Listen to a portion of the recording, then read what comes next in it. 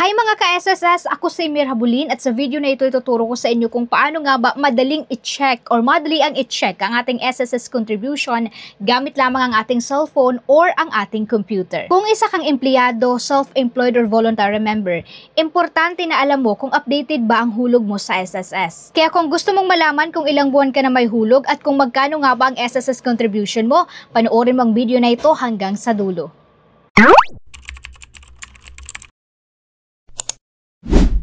Unang-una mong gagawin ay pumunta ka sa Chrome at search mo ang SSS Portal Dashboard. Yan, i-click mo lang yon. Tapos mapupunta ka dito to sign in your account. I-sign mo lang yung account mo, yung user ID at saka password. Then, click sign in. Pagkatapos, mapupunta ka sa one-time PIN through SMS. So, may darating sa'yo na message. I-check mo lang yung cellphone mo. No, tapos doon mo makikita yung PIN number.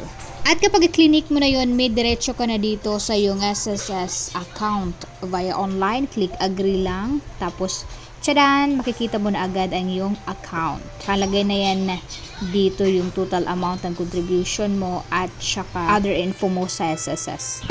Tapos, i-click mo lang ang view contribution. Tapos ganito yung lalabas mga mi, i-check mo dyan sa cellphone mo, pakikita mo yung ibang information regarding sa SSS contribution mo. So yun, scroll down ka lang para makita mo kung anong year at saka kung anong month at kung magkano yung contribution mo every month. So i-check mo lang, slide ka lang dyan left and right kung anong year yung hinahanap mo.